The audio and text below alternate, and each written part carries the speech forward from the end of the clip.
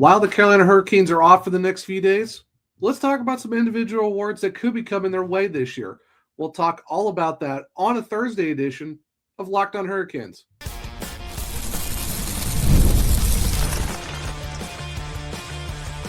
You're Locked On Hurricanes, your daily podcast on the Carolina Hurricanes. Part of the Locked On Podcast Network, your team every day. Welcome to the Thursday edition of Locked On Hurricanes, your team every day, part of the Locked On Podcast Network now, #1 sports podcast network.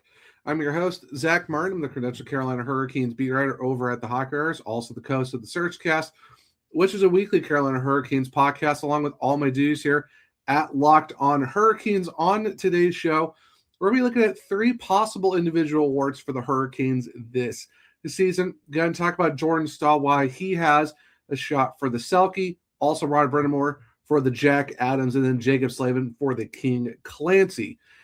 Now, to start off, we're going to talk about the captain, Jordan Staal, and why I think he has a legitimate shot to, at least at the minimum, be a finalist for the Frank J. Selke Trophy, while also saying that he might have a legitimate shot to also possibly win the thing.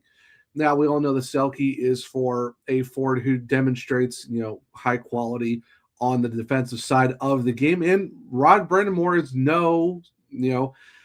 he's someone who has won it for the Hurricanes back in 2006 and 2007. And for Jordan Staal, you're talking about a guy in his 20-year career who has finished the top 10 6 times and has also finished in the top 5 3 times in his career. Of course, the last time he was in the top 3, or really the top 5, was back in the 23-24 season where he finished second to Alexander Barkov. And then before that, way back with Pittsburgh, he finished third. And then the season prior to where he finished second last season, he also finished fourth in the 22-23 season, where he was someone who finished with a +7. Of course, 2 seasons ago, he was a -14, but still finished second overall. And this season for the Hurricanes, he's a +3, someone who's, once again, over 50% in the faceoff dot. The last time he was under 50% in the faceoffs was back in the 2010-11 season with the Pittsburgh Penguins, where he was a 46.9.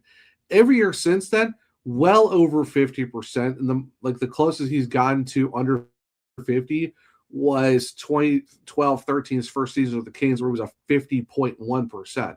Other than that, 54, 56, all the way up to 58%. Something that's not surprising when it comes to Jordan Staal.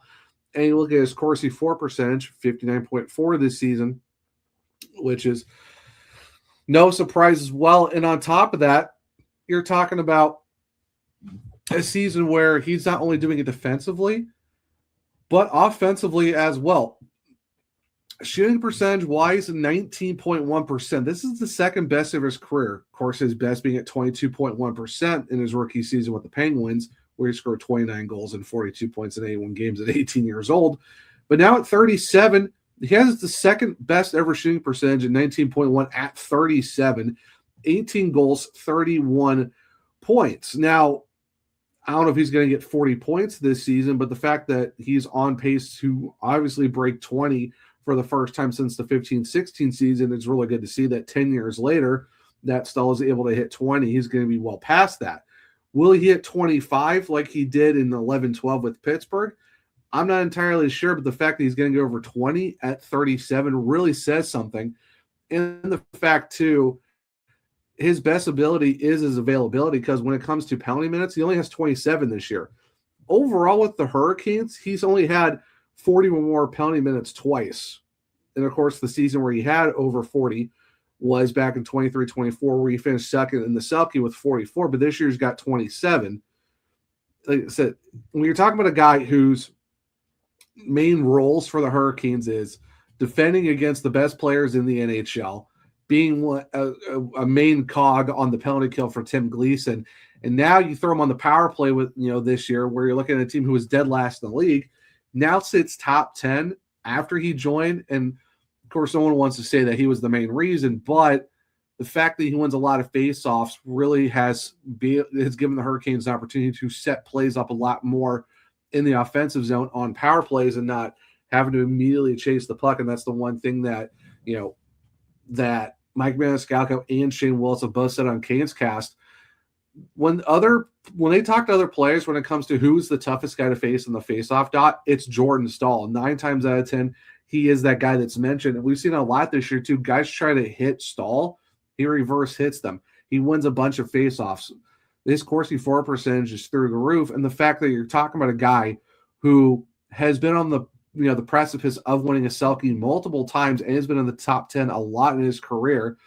And the fact that his head coach won it back-to-back seasons, it's amazing to me the fact that Jordan Staal hasn't won it yet. Of course, it doesn't help too when you go from Patrice Bergeron winning it almost every season to now where it's Alexander Barkov winning it as well. And they want to talk about, guys who, forwards who are good defensively. Some of those guys are worthy of it too. But I think Jordan Staal is someone who should have won it already as well, just like how Jaccob Slavin should be winning a Norris Trophy. But it just comes down to, outside of just what the award calls for. Points are definitely factored in as well. And the fact that Jordan Staal, didn't have a lot of points in the year where he finished second, he still finished second.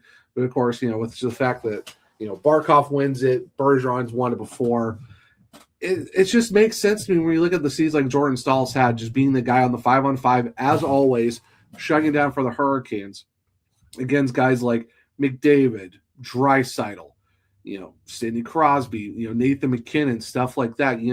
He has to go out there and be the best. Like, it doesn't matter if he's got, Jesper Fast, Jordan Martinook, William Carrier, you look at Niederreiter back in the day, stuff like that. His line is always the one that has to go out there and shut the best players down on the ice. And then you go to the PK, which is always, outside of this season where they're not maybe playing their best, but most of the time, the penalty kill is top 3, almost top 1 in the league. That says a lot in the fact that that's where he gets a lot of his ice time. And now in the power play, they're talking 4 power play goals. He's, like I say, he's going to get 20 goals for the first time in a decade.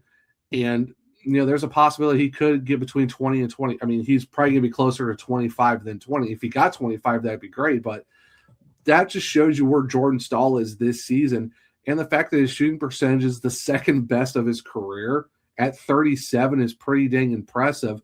So that's why, for me, it's just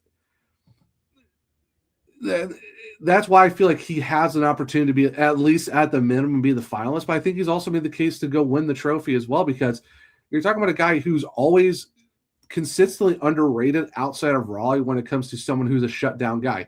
Yeah, he finished second 2 seasons ago in the Selke votes, but I just don't think he gets talked about enough for what he does for the Hurricanes, because it's always about, what are you doing on the score sheet? What Rod Brind'Amour has always said is, are you doing your job? That's all we ask of you. If you're on the score sheet, great. If you're not on the score sheet, that's fine too, as long as you're playing how we want you to play and do your job. That's what we want. And Jordan Staal has done that his entire tenure in Carolina, and then especially over the last 8 seasons with Rod Brind'Amour being the head coach. So for me, it's turned into one of those things where it's, it fits the narrative. It's hard to win individual trophies in Raleigh. That's just how it is for Carolina and the Hurricanes. And the fact that, Jaccob Slavin is considered one of the best defensive defensemen in the NHL, but has not won in Norris. You're looking at, Jordan Staal should be winning some Selkies, hasn't done it yet. Even Slavin's, he should have three-peated the Lady Byng, but lost it to Kyle Connor of the, Winnipeg Jets. And it's just the thing where it's, Rod will win as Jack Adams, but guys individually for trophies, it's few, far, and in between. And I think that's just the hard part of the narrative, is the fact that, you're looking at bigger markets, you're looking at teams that are more flashy and exciting. But for the Hurricanes, they get the job done every year, and there's guys who are deserving of trophies, but it's just unfortunate narrative where you don't see it as much. Guys should be winning a lot more trophies in Raleigh, but that's just kind of not the case when it comes to that. But for me, I think Jordan Staal has once again done enough to show that he wins the Selke, and I think at the minimum he should be a finalist, but I think he should be considered the guy to get the job done, to get the Selke for the first time in a very long time and bring it home, because like I said, Brind'Amour won it back-to-back years. Why can't Jordan Staal win one as well? So it'll be interesting to see how that plays out. Now, when talking about Rod Brind'Amour, he's already won the Jack Adams twice, but why should he be, in more conversations for the Coach of the Year? Stick around. We'll talk about in a second on a Thursday edition of Locked On Hurricanes. What if sports were traded like markets? Now you can put your sports IQ to work in real time with Robinhood Prediction Markets. It's not you against the house. It's you participating in a live market. You can buy or sell your positions live all game long. Use your sports knowledge in the moments that matter. Robinhood Prediction Markets changes the game. It's people moving the action, so when momentum shifts, you can move with it. I always knew the game, but never had a dynamic way to apply that knowledge. Now I can actually take part live in a market powered by people. You're no longer just a spectator. Play by play, you decide. Trade every play with Robinhood. Now available across the U.S. Download the Robinhood app now to begin. Don't forget to check out the Everydayer Club for ad-free episodes and access to a group chat with me and other listeners of this show. Tap the link in the show notes or the description to join the club today and become an Everydayer, part of the Locked On Podcast Network. Now, welcome back to segment 2 of Locked On Hurricanes, your team every day. So now we've talked about Jordan Staal and the fact that I think he should be in consideration more for the Frank J. Selke, but now we got to talk about Rod Brind'Amour and in the fact, too, that I think he should be definitely considered more for the Jack Adams. He's already won it, back in the 2020-21 season. I think he should definitely be more in consideration for the Jack Adams again because, you're going to talk about Buffalo and the fact that, they're on an unreal run right now to where they're going to snap a playoff drought that's well over a decade, and there's some other coaches who've done really well for their teams, but I think when you look at what Rod Brind'Amour has done for the Carolina Hurricanes, you're talking about a team who's first in the Eastern Conference, top 5 in the AHL total, and the fact that they've done this to where they put themselves at 45-20-6, 96 points, and once again first in the division as of right now. I mean, they've won the division 3 times, won a division 3 times in a row, finished second the last 2 years. It's first again. But the fact that he's had to do this with almost this entire blue line outside of Sean Walker, guys have been, almost the entire group has been out. They've gone down to like their 10th, 11th defenseman on their depth chart. And on top of that, too, you lose Pierre Kochetkov for pretty much the entire season. Yeah, you got 9 games, 8 starts out of him before he able to get hip surgery. He may or may not be back for the playoffs. You even had Freddie Anderson go through a massive struggle for almost 2 months, and you had to go down to your third-string goalie that you picked off of waivers like a mere handful of days before the season started, and now he's earned a 3-year contract extension, fastest goalie to 10, 15, 20, 25 wins in his career.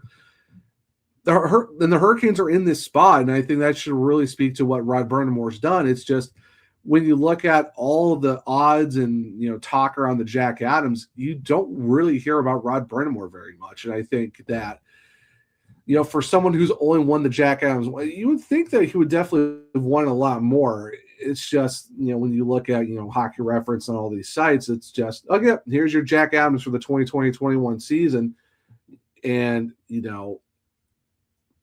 there's definitely a case to be made where he should definitely have a lot more for what he's done. And I think, too, this year, I think this is the one where Rod should definitely have it because he's done a lot.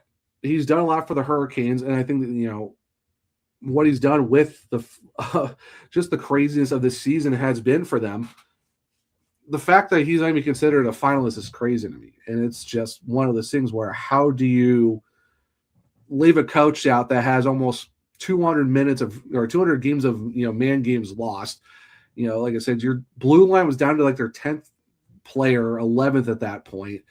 You've had to dig deep into your goaltending pool once again, and you've found a guy in Brandon Buss who's played very well, and now Freddie Anderson's coming back into his own. But the team is in first place, dealing with all of that. It's not like it's not their season went backwards and they're fighting for a wild card. You're 9 points up on Columbus for first in the division, you're third in the entire league, and you have the number 1 seed in the Eastern Conference as of right now, and you got Buffalo on your heels. But that should speak a lot to what Rod Brind'Amour has done for the Hurricanes. And like I said, for the fact of what he's done and has only won the trophy once is crazy to me.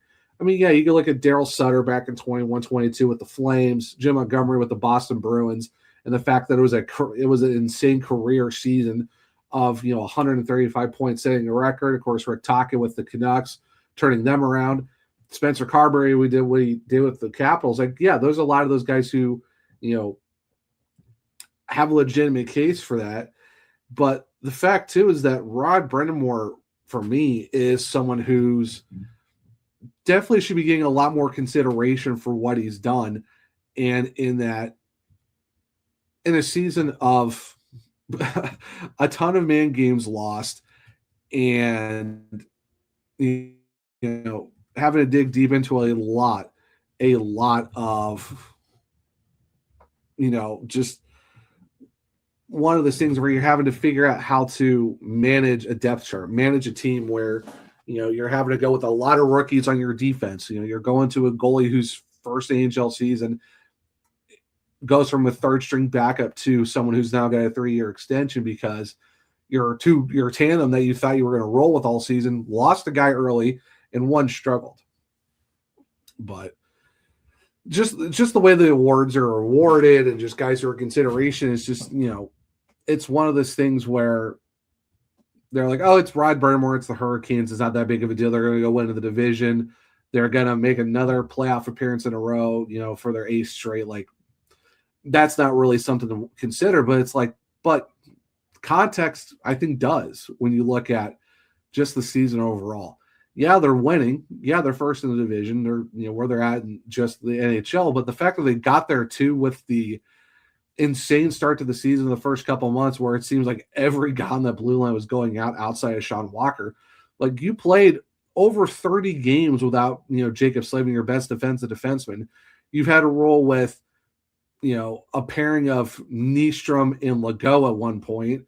And that even had, Alexander Nikishin up on as a, top 4 defenseman, which he is. But, you're at one point, you're running with 3 rookie defensemen.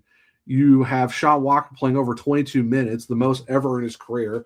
You're also adding in Keandre Miller, who's in his first season with the team. He's learning a new system. Like I said, go back to Nikishin again. You're talking about a guy who's first full season in the league, also trying to learn a language and a system on top of that too. You're having to rely heavily on that. And you've lost Shane Gostisbehere multiple times this season as well. And of course, he's someone who easily could have went for the single season points record for a defenseman in the franchise history. But again, sidelined multiple times kind of derailed that too. So yeah, it's just a lot of things the team's had to deal with, and the fact that Brind'Amour's getting like no anything for what he's done, I think it's crazy. And the fact that it's just not being talked about enough. But we'll see how it goes for the Jack Adams. But I mean, for me, I think Rod should at least want to, at least one more time. But I think if there is a possibility for a second, it should definitely be this year.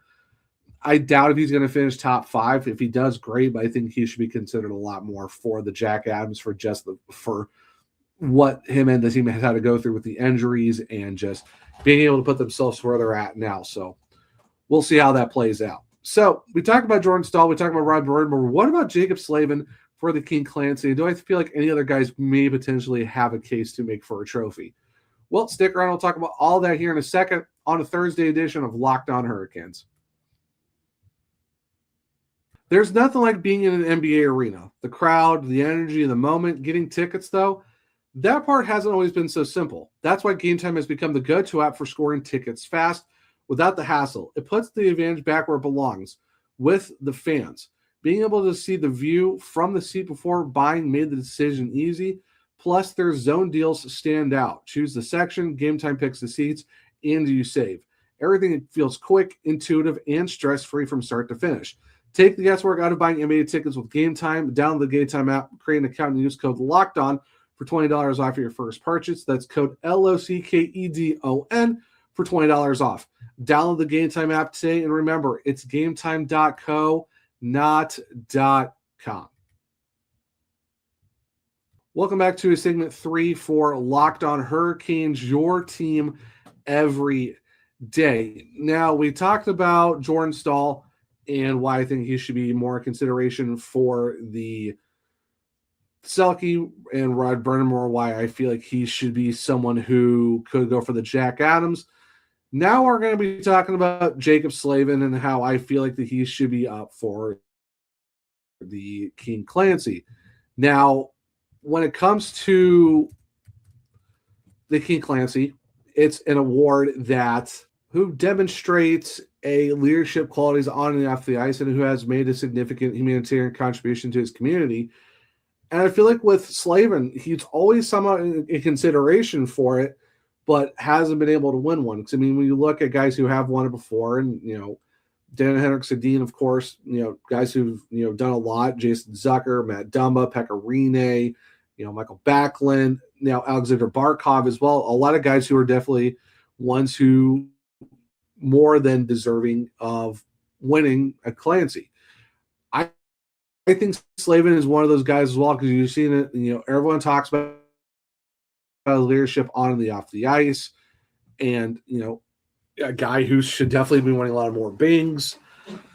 Definitely a guy who should be winning a lot of Norrises, but I think if there's one award that he should definitely win is the King Clancy, because of the fact that, it's his leadership's always talked about, just the stuff he does off the ice with, him and his wife and just their community, with their church or with, fundraisers or just all the humanitarian stuff he does.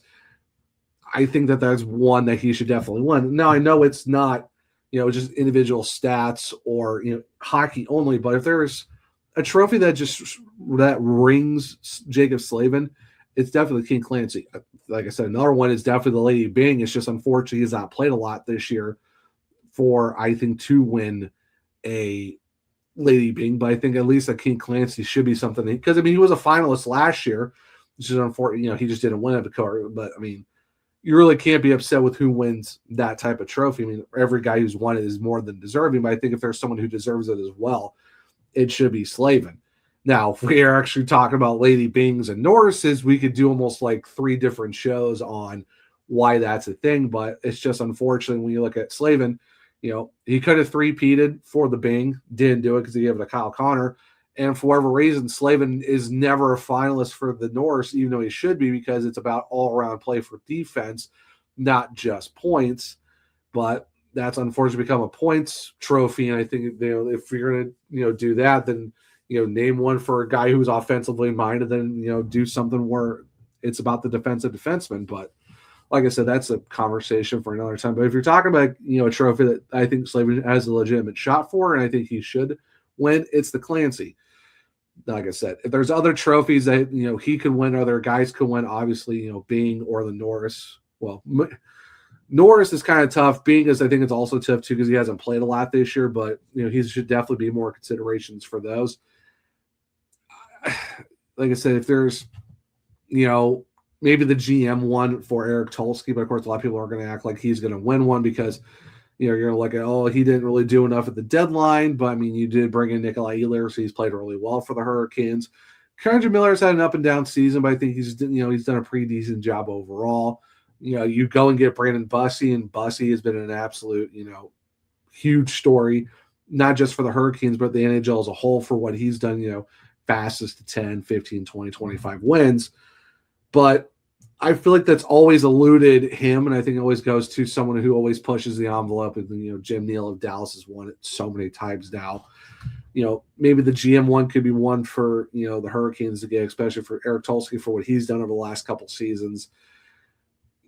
It's like I say, it's just tough when you look at individual awards, because like there's guys who definitely deserve it for the Hurricanes, but it's just whatever reason individual trophies really elude this franchise, unless it's, like I said, it's a Slavin for the Byng, even though he lost one when he should have won one. Brind'Amour should have more Jack Adams for what he has done with the roster. It's just Staal with the Selke. We can go on and on about guys who are more than deserving. I mean, it's tough to argue when you're talking about the Masterton for overcoming perseverance and stuff like that. There's a lot of guys who are more than deserving of that. Freddie Anderson came back from blood clots. That could have been something too that he could have brought. I mean, I know it's that's another trophy you really can't be upset about. But like overall, what I'm thinking is it's just the narrative around the Hurricanes is you're not going to get a lot of individual trophies unless it's something really huge, and even then, it's not. I wouldn't say guaranteed, but you don't get talked about enough. And I think that's just kind of the tough part of being in when you're talking about Carolina, because it's just a narrative of, oh, well, it's the Hurricanes. It's, you're in that spot where you're not, flashy like you see some of these other big teams like the Oilers or, Colorado, where it's just guys who are lining up points like crazy. You're talking Tampa and Florida who have guys who are lining up the score sheet or, being big bruisers and stuff like that. You're talking about the Boston Bruins, original 6 teams, stuff like that. It's just Carolina's in a pocket where, you're talking between Nashville, Washington, and Florida. It's just they're right there. They're in that middle of the Southeast where it's just, you're talking hours before you get to another team. So it's just they're in this little pocket of, if you're a Hurricanes fan in that area, or if you're keeping close tabs on them from wherever you're at, what the Hurricanes can do. What these guys individually can do, but on the national scale, it just feels like they don't get the shine that they definitely deserve. And that's just kind of, dang if you do, dang if you don't. Or it's just an unfortunate part where, I can, go talk to my dad who's, we've both been Hurricanes fans since, the team moved in 1997. And that's just, even he's told me like, just narratives throughout the years of the Hurricanes just unfortunately don't get the recognition that they deserve for what they've done. So individually, that's where you don't see them in talks of winning individual trophies and stuff like that. Or when the team actually does well, it's always, well, it's this, or well, it's that, or oh, it's just Carolina. So it's one of those things. But I think if you're looking at 3 guys who I feel like should get individual trophies this year or have a case for it, I think it's Staal for the Selke. He's definitely should have won it before. I think Rod should go get his second Jack Adams. And I think Jaccob Slavin could win the King Clancy for what he's done on and off the ice and in his community. I would love to see Lady Byng in the Norris, but Norris is not going to happen just because it's definitely a points trophy. And I think the Byng, it just depends, but I think he has a legitimate shot. I mean, you're looking at other guys who could possibly go get some individuals as well. If we're talking Lady Byngs, but it's just I don't know.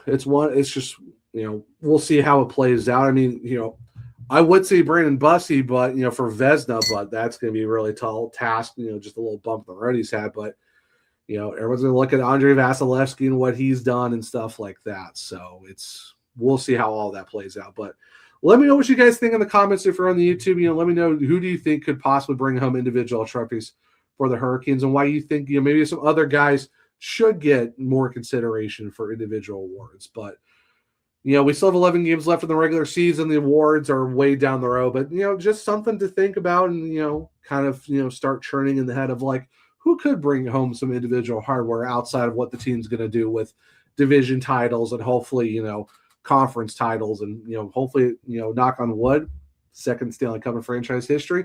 Who knows? But we'll see how the things go over the next few weeks and the next couple of months. Until then, guys, this will be the Thursday edition of Locked On Hurricanes. Thank you for making your first visit. If you've never missed an episode, the Never Dare Club is built for you. Get Locked On Hurricanes ad-free, plus the members-only Discord access, and more. Head to the link in the show notes or the description. Join the club today. It's $5 a month or $50 for the entire year. For those of you on video, we send you to the first ever 24/7 National Locked On Podcast Network YouTube channel. On audio, make sure to make your second listen the NHL Game Night on Locked On NHL. If you want to keep up with me, I'm at OneTrueZach on X. The podcast is LO_Hurricanes. I'm also on Blue Sky at the Zachary Martin, where if you click the link to my bio, you can find all my written content at thehockeywriters.com. If you want to check out my other podcasts, it's the Searchcast and all podcast platforms and on YouTube for Locked On Hurricanes. We're on Spotify, Google, Apple, iHeartRadio, wherever you listen to your podcast. Make sure to leave a 5-star rating and review. On YouTube, it's Locked On Hurricanes. Subscribe, hit the bell notification so it's a show. Hit the thumbs up. Let me know if you like the show as well. Share with other Caniacs and become everydayers just like you. But hope everyone enjoyed the Thursday edition of Locked On Hurricanes. Enjoy your Thursday. And until next time, as always, let's go Canes.